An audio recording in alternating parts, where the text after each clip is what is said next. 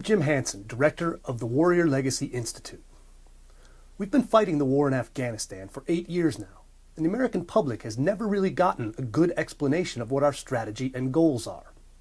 This March, President Obama announced that he was sending an additional 21,000 troops there, and that our goal would be to deny safe havens to al-Qaeda. He also placed General Stanley McChrystal in charge of our operations there, and asked him to make an assessment and recommendations as to what our next steps should be.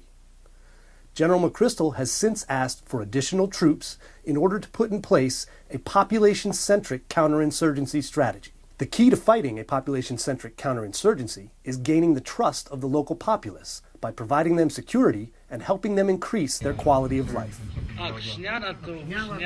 It requires a high degree of interaction between our forces and the local Afghans.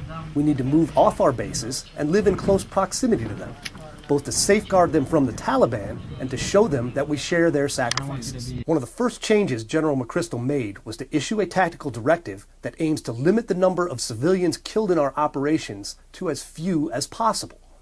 This directive places restrictions on when we may fire on civilian structures, even when our troops are taking fire from them. However, if they are in danger and cannot use other means, they are explicitly permitted to call for whatever fire is necessary to protect themselves. Adjust fire, polar, over. Roger, copy. Danger close.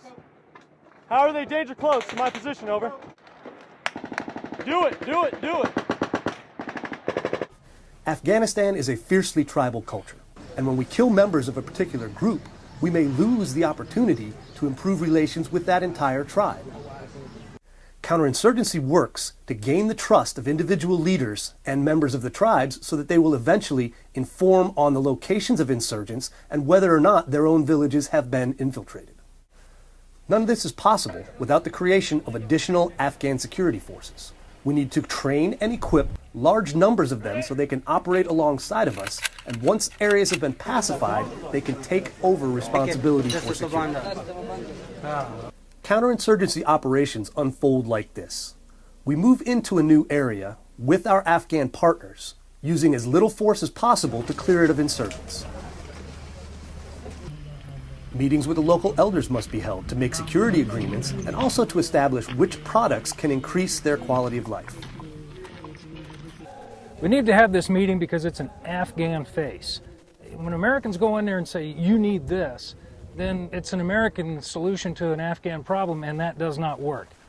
The elders are the closest ones to the people of the village. And when the elder told us that his top concern is irrigation, followed by treating malaria, and if we go in there and try to treat medical problems for animals, then you've got a problem. That's the reason why we have these shuras.